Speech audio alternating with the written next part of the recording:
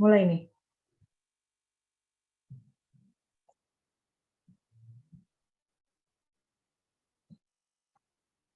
Bismillahirrahmanirrahim. Assalamualaikum warahmatullahi wabarakatuh. Waalaikumsalam warahmatullahi wabarakatuh. Bagaimana kabarnya anak-anakku semuanya? Sehat? Alhamdulillah sehat Ibu. Alhamdulillah ya kalau sehat. Mohon maaf ya sebelumnya kita ganti waktu dalam mata pelajaran Ibu Bahasa Indonesia ini karena kebetulan Ibu ada kendala, ada 1-2 hal yang tidak memungkinkan kita untuk belajar di hari yang telah ditentukan. Jadi Ibu geser ya. Jadi hari ini baru Ibu bisa masuk. Sebelumnya Alhamdulillahirrabbilalamin wa bihi nasta'in wa ala umuri dunya waddin wassalatu wassalamu ala asyrofil anbiya'i wal mursalin wa ala alihi wa sahbihi ajma'in.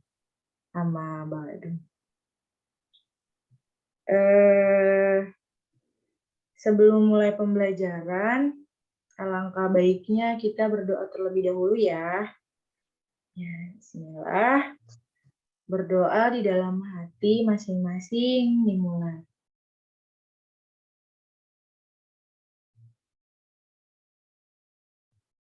Berdoa selesai.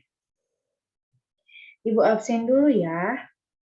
Ini semuanya udah hadir ya. Benar begitu? Sudah hadir semua?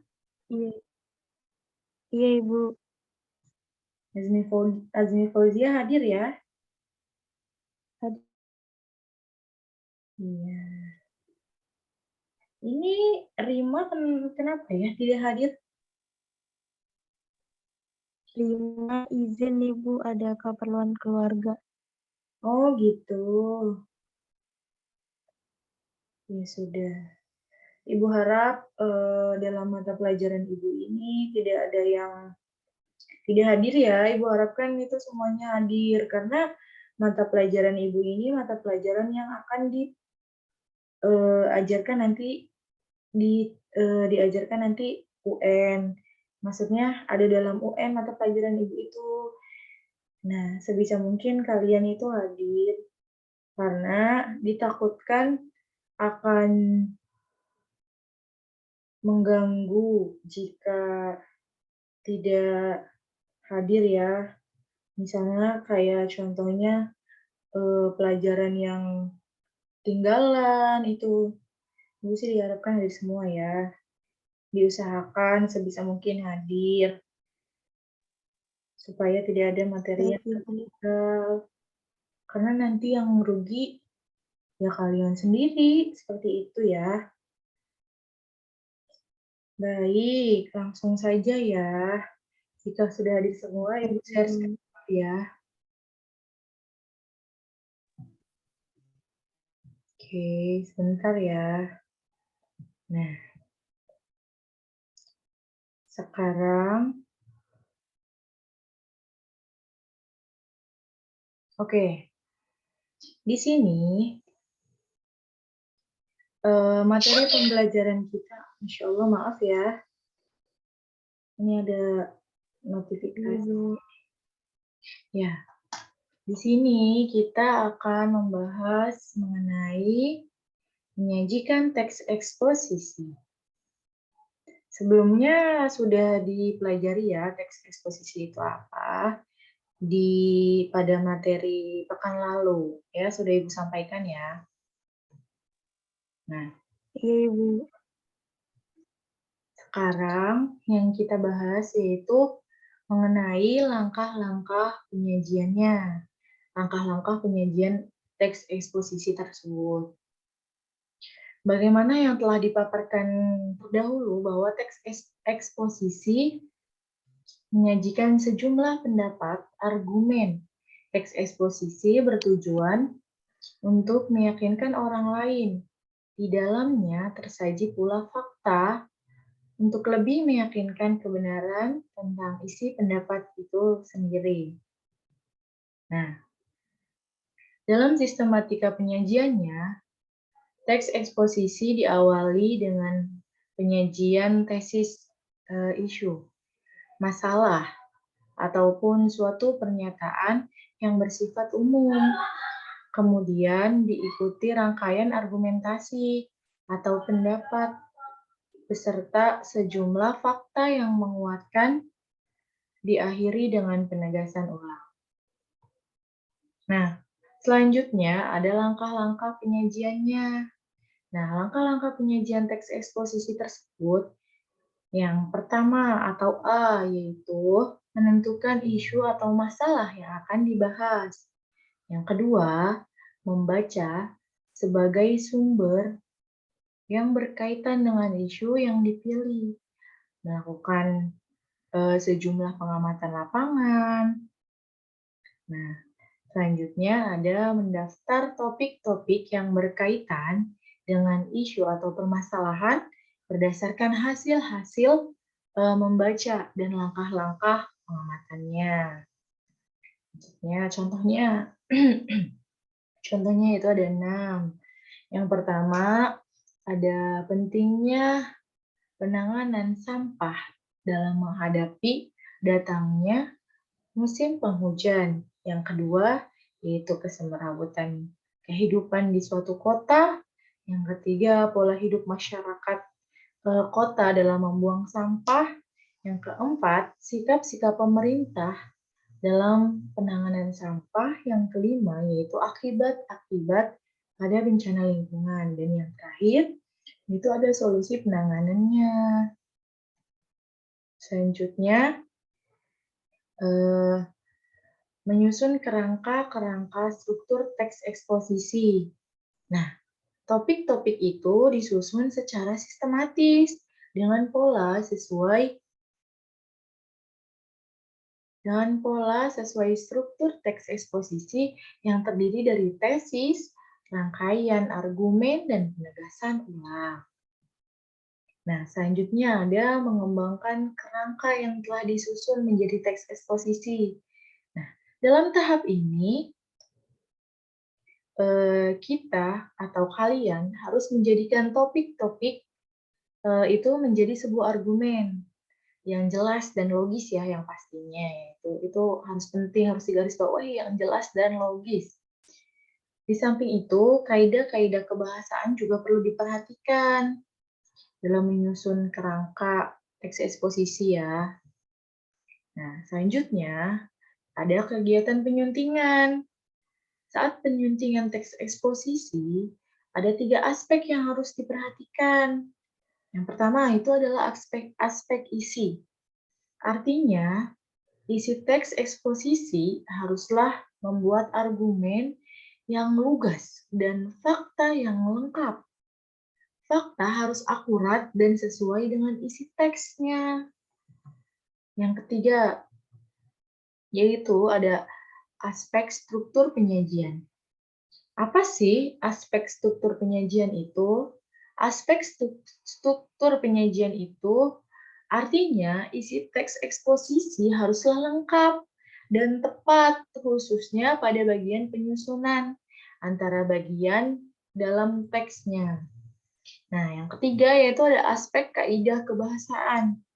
Artinya, isi teks eksposisi haruslah menggunakan bahasa dan kata yang tepat, serta sesuai dengan kriteria isi teks eksposisi yang kita buat. Harus sesuai ya, jangan judulnya apa, isinya apa, seperti itu. Lalu, gimana sih langkah-langkah menyunting teks eksposisi? Nah, di sini dijelaskan. Langkah-langkah menyunting teks eksposisi yaitu yang pertama, kita membaca kalimat demi kalimat. Perhatikan dan baca kalimat dalam teks eksposisi dengan teliti dan cermat. Jika kita membaca dengan tidak fokus atau tidak teliti, itu bakal berpengaruh nanti dalam kita untuk menyunting teks eksposisinya. Nah, poin-poin pentingnya takutnya ada yang terlewat seperti itu ya. Yang kedua yaitu ada Perbaiki kesalahan tanda baca serta ejaan. Setelah membaca kalimat per kalimat, perhatikan tanda baca yang digunakan dalam teks. Jika ada kesalahan tanda bacanya yang digunakan dalam teks tersebut, perbaiki dengan tanda baca yang tepat. Nah, gitu. Begitu pula dengan ejaan yang harus diperbaiki apabila kurang sesuai. Jadi ketika kita menyunting sebuah teks eksposisi itu, ada tanda baca nih. Misalkan ada kalimat tanya tapi tidak ada tanda tanyanya. Nah, kita perbaiki kesalahan dalam tanda baca teks eksposisi tersebut ya. Begitu pula dengan ejaannya. Jika ejaannya kurang sesuai atau tidak lengkap, bisa kita lengkapi, bisa kita perbaiki, seperti itu. Selanjutnya yang ketiga, yaitu ada perbaiki paragraf agar lebih padu. Perbaiki dan susun paragraf menjadi lebih padu. Perhatikan susunan atau urutan paragraf agar lebih sesuai dan teratur. Nah, selain memperbaiki selain memperbaiki tanda baca, kita juga harus melihat paragrafnya nih. Paragrafnya padu tidak, sesuai tidak, teratur tidak. Jika tidak, kita perbaiki juga. Nah, selanjutnya yang keempat ada klasifikasi teks. Nah, setelah itu, klasifikasikan teks eksposisi berdasarkan strukturnya, yakni tesis, argumen, serta penegasannya kembali. Diklasifikasikan ya, setelah kita memperbaiki segala sesuatu yang kurang dalam teks eksposisi yang kita sunting itu, penyuntingan itu, selanjutnya ini kita klasifikasikan teks eksposisi berdasarkan strukturnya, berdasarkan tesis atau argumen, serta di penegasannya kembali. Nah, yang kelima yaitu ada hilangkan kalimat yang mengandung arti eksplisit. Langkah akhir dalam penyuntingan teks eksposisi adalah menghilangkan bagian kalimat yang bermakna eksplisit atau berupa ajakan untuk melakukan sesuatu yang diinginkan penulis, seperti itu. Nah, di sini soalnya coba ya, tuliskan sebuah teks eksposisi yang berkaitan dengan isu rendahnya kesantunan berbahasa dalam masyarakat. Adapun langkah-langkah pengembangannya yang pertama, bacalah dari berbagai sumber, baik itu berupa surat kabar, internet, ataupun buku-buku yang menjelaskan masalah kesantunan berbahasa tersebut. Nah, sumbernya itu banyak ya yang tadi sudah Ibu sebutkan. Ada dari internet, bisa dari surat kabar, televisi juga bisa kan, berita, atau buku-buku kalian pasti sudah sering kan bolak-balik perpustakaan. Nah, itu bisa jadi sumber referensi untuk kita membuat teks eksposisi ya, dari berbagai sumber. Nah, salah satunya sumber yang tadi Ibu sebutkan. Yang kedua, lakukan pula pengamatan terhadap kebiasaan berbahasa warga masyarakat di sekitar kalian. Jadi, jika kita membuat teks eksposisi, kita itu harus melihat bagaimana, kan yang diteliti itu di daerah kita kan. Nah, kita lihat bagaimana sih kesantunan berbahasa dalam lingkungan kita. Kita harus lihat, karena itu yang kita kaji, itu yang kita ambil sebagai pokok materinya, seperti itu. Nah, selanjutnya yang ketiga. Yang ketiga, catatlah hal-hal penting baik yang kamu dapatkan melalui membaca ataupun kegiatan pengamatan itu. Nah, pasti selain membuat teks eksposisi itu kita perlu teori kan, teori-teori semacam bahan yang kita ambil dari sumber yang tadi Ibu sebutkan kan, itu membaca ataupun kegiatan pengamatannya, pengamatan yang tadi sudah Ibu sampaikan di daerah kita, di sekitar kita, di lingkungan kita, atau tempat yang ingin kita teliti. Nah, itu dicatat hal-hal yang penting dalam pengamatannya. Gitu, seperti itu. Jadi tidak hanya membaca, tapi kita juga, pengamatannya itu harus dicatat, ya. Selanjutnya yang keempat, yaitu susunlah catatan itu ke dalam kerangka yang berlaku di dalam teks eksposisi, yakni terdiri atas tesis, rangkaian argumen, dan penegasan ulang. Nah, jika sudah catatannya itu sudah lengkap, apa yang kita tulis dalam teks eksposisi, selanjutnya kita susun ke dalam kerangka. Nah, kerangkanya yaitu yang tadi, terdiri atas tesis, rangkaian argumen, dan penegasan ulang. Nanti kita susun di situ. Selanjutnya yang kelima, yaitu kembangkanlah kerangka itu menjadi sebuah teks eksposisi yang lengkap dan memperhatikan pula kaidah-kaidah kebahasaannya. Jadi, setelah kita susun ke dalam kerangka teks eksposisi tersebut, barulah kita kembangkan apa yang kita susun di dalam kerangka teks eksposisi tersebut. Nah, jadi intinya seperti ini. Coba Ibu balik lagi ya. Yang pertama yang harus dilakukan ketika membuat teks eksposisi, yaitu sebelum kita membuat, kita harus mencari sumbernya, yang tadi berupa televisi, internet, buku, koran, atau apapun yang secara itu bisa untuk menjadi pegangan kita. Nah, selanjutnya yang kedua yang tadi, pengamatannya. Nah, setelah kita membaca atau mencari sumber dari beberapa sumber, kita itu harus mengamati, ya, Ibu ulang ya, harus mengamati apa yang ingin kita teliti, apa yang ingin kita ambil untuk membuat eksposisinya. Contohnya kayak misalkan kita meneliti mengenai kesantunan berbahasa di daerah Cirebon, di Kecamatan Kesambi, seperti itu contohnya ya. Kita teliti, yang diteliti apa? Yang diteliti orang, manusia, bukan benda-benda atau hewan atau tumbuhan. Jadi yang bisa melakukan komunikasi, itu kan namanya kesantunan berbahasa. Komunikasi itu hanya manusia, jadi yang kita teliti orangnya, manusianya, warganya yang hidup di suatu daerah tersebut. Kita teliti. Nah, gimana sih kesantunan berbahasa dalam daerah tersebut? Apakah kurang? Apakah sudah bagus? Apakah seperti apalah kita gambarkan di situ.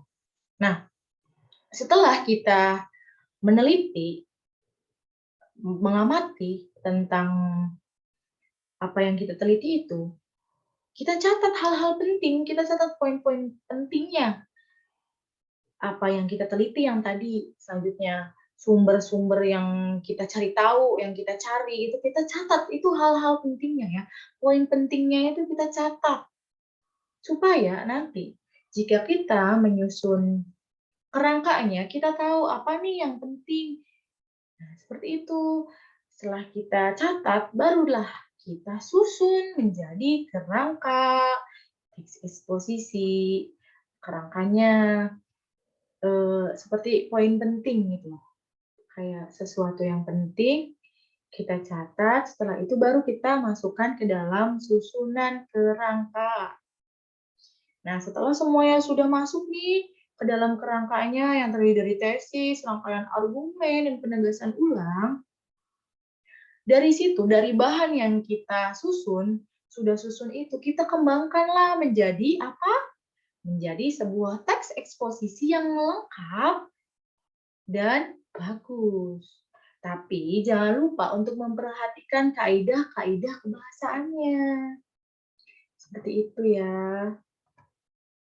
Nah, selanjutnya Ibu akan memutarkan video mengenai teks eksposisi, contoh pembuatannya. Ya, sebentar. Silahkan ditonton dulu. Assalamualaikum warahmatullahi wabarakatuh. Hai teman-teman, kali ini kita akan belajar mengenai contoh dari teks eksposisi. Nah, silakan untuk membaca dan mendengarkan contoh dari teks eksposisi berikut ini. Selamat mendengarkan. Nah, berikut adalah contoh dari teks eksposisi yang berjudul Pentingnya Meminum Air Putih untuk Kesehatan Tubuh. Salah satu hal yang paling fundamental dalam menjaga kesehatan tubuh adalah meminum air putih, sebab banyak manfaat yang diperoleh untuk tubuh. Meminum air putih sanggup membersihkan segala bentuk toksin dari tubuh serta memberikan nutrisi penting ke dalam sel-sel tubuh. Dengan begini, pencernaan terbantu dan tubuh terjaga dari dehidrasi. Rata-rata, sebanyak 8 gelas air dibutuhkan tubuh perharinya. Tidak hanya sanggup membersihkan tubuh dari unsur-unsur kontaminan, air juga sanggup mengisi tubuh tanpa menambah kalori. Menjaga keseimbangan minum air setelah makan akan membantu dalam proses penurunan berat badan lebih cepat. Selain itu, minum air putih setiap hari dapat meningkatkan fungsi ginjal. Pada hal ini, ginjal membantu pencernaan dan mempercepat cara tubuh memproses makanan serta metabolisme dalam tubuh. Membuat target minum air putih sebanyak 8 gelas per hari secara rutin adalah sebuah keharusan, sebab banyak manfaat yang terkandung di dalamnya. Selalu membawa air putih saat mengendarai mobil, menonton televisi, saat belajar, atau ketika di luar rumah bersama teman ataupun sahabat. Dengan begitu, air putih akan terasa banyak manfaatnya untuk hidup kita. Nah, itu tadi adalah contoh dari teks eksposisi. Terima kasih sudah mendengarkan dan menyimak contoh teks eksposisi dengan baik. Semoga bermanfaat. Nah, seperti itu ya, anak-anakku sekalian mengenai contoh dalam pembuatan teks eksposisi. Sekarang kita bertanya saja dulu ya. Dari yang Ibu sampaikan barusan, adakah yang ingin bertanya atau masih kurang paham mengenai apa yang Ibu jelaskan barusan? Silahkan yang ingin bertanya. Siapa?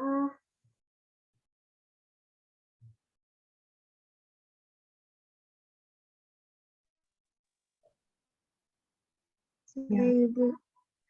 nah, baik. Siapa? Azmi Fauzia ingin bertanya? Apa? Ya. Ini Ibu, Nah, eh,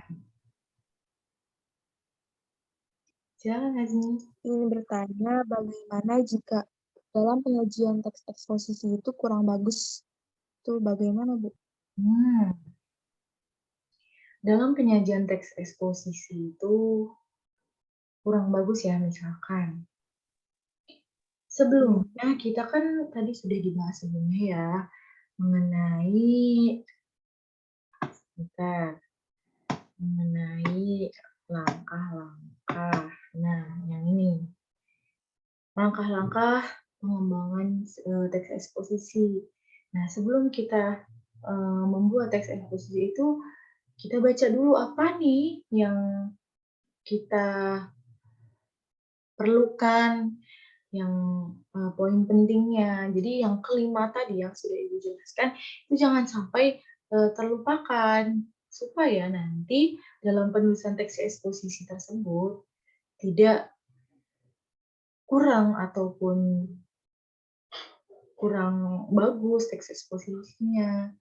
Jadi 5 hal itu yang harus ditentukan supaya teks eksposisi yang kita buat itu itu tidak tidak ngaco lah, intinya tidak seenaknya seperti itu.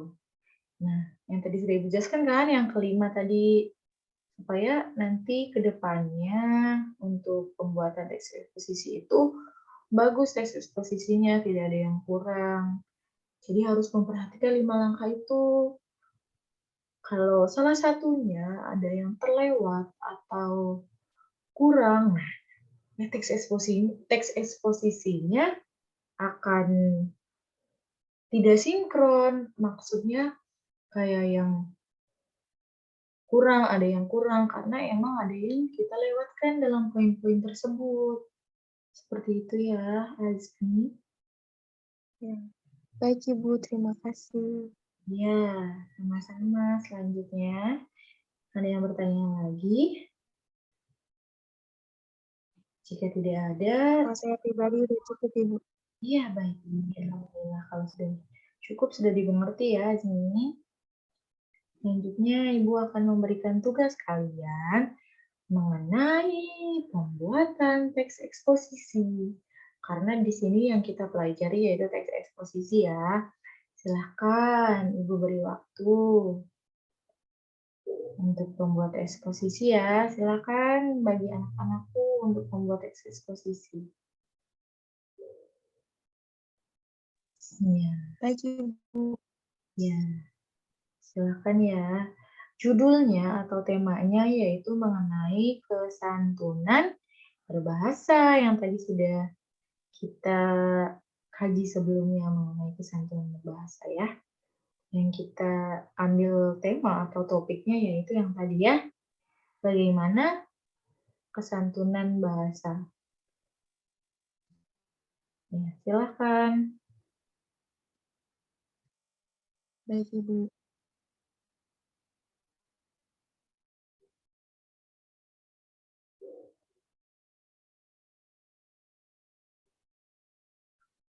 Sebenarnya banyak ya untuk topik-topik mengenai teks eksposisi. Ibu ambil dari hal yang paling dasar saja ya, itu mengenai kesantunan berbahasa. Karena sambil mengerjakan ya, karena yang Ibu lihat dalam kesantunan berbahasa di daerah kita atau kalian daerah pesisir itu kurang ya. Jadi supaya kita tahu untuk kesantunan berbahasa dalam daerah kita masing-masing. Jika kita sudah tahu, nah kita bisa nih menerapkan apa yang sudah kita pelajari, kita terjun ke masyarakatnya, seperti itu. Supaya hal-hal yang kurang itu kita perbaiki. Seperti itu ya.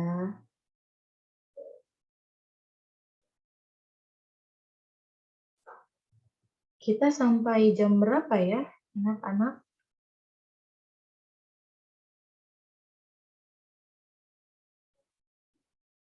Oh, sebentar lagi ya waktunya. Tidak apa-apa. Kita buat saja dulu teksnya. Jika nanti waktunya tidak memungkinkan, maka tugasnya dikerjakan sebagai tugas rumah ya. Ini kelas 8 apa ya? Ibu lupa deh.